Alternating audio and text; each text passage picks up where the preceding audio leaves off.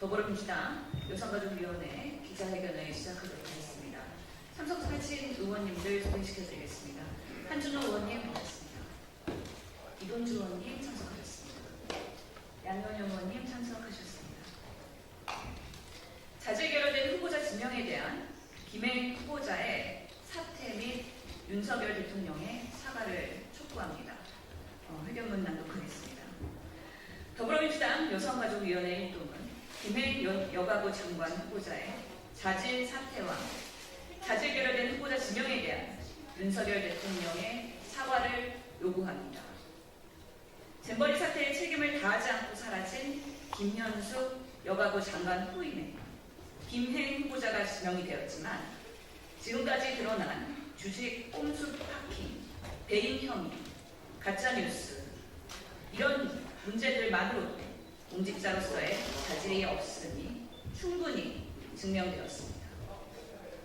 김행 후보자는 국무위원 임명이 아닌 수사를 받아야 하는 상황으로 후보자 자리에서 자질 사퇴해야 합니다.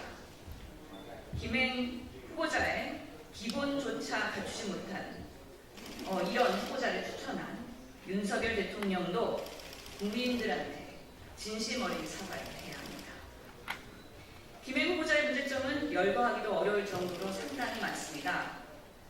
첫째, 공직자로서 갖춰야 할 재산 증식의 투명성 그리고 도덕성 부재입니다. 김행 후보자는 2013년 대변인 당시 백지 신탁 대상이었던 관련 회사의 본인, 배우자, 자녀 지분을 신우이에게 매각했습니다. 2018년 경험만에 다시 복귀하면서 19년까지 해당 주식들을 다시 매수했습니다. 10년 동안 회사의 주식 가치는 100억 원대로 급등하였고 김행 부부는 엄청난 시세 차이를 보았습니다. 21년, 22년에 각각 해마다 2억 원의 이상의 배당 소득을 챙겨왔습니다.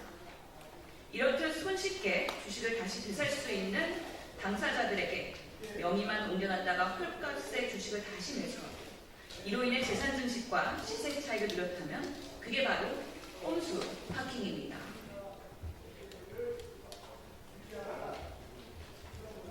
둘째, 배임 혐의입니다.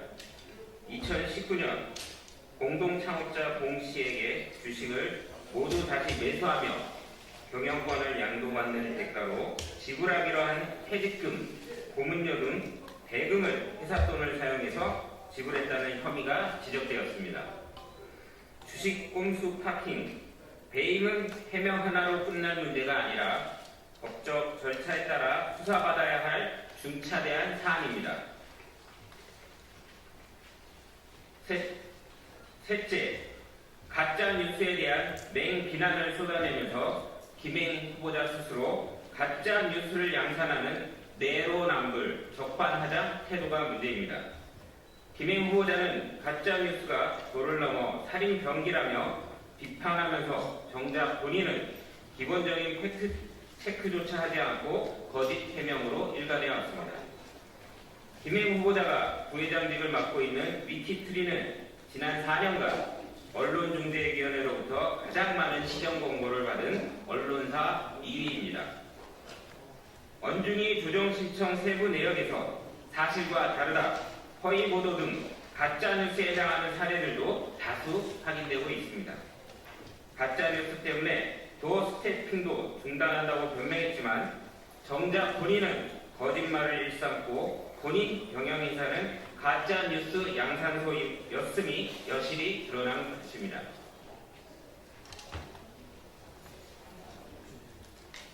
넷째, 여성가족부 장관으로서 부적절한 사회의 인식입니다.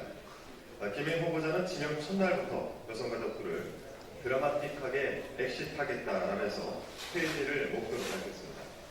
또한 과거 위키트리 방송에서 원치 않은 임신이라도 받아들일 수 있는 톨러런스가 필요하다는 발언, 위키트리의 김행 후보자 이름으로 게재된 여성은 무조건 예뻐야 한다, 여자는 돈과 시간을 잡아먹는 문제거리라는 글, 유튜브 방송에서 다문화 가정 속에 있는 아동들을 퀴디라는 차별적 용어로 지칭한 점 등 여가부 장관 후보자로서 도저히 사용될 수 없는 부적절한 인식이 드러났습니다.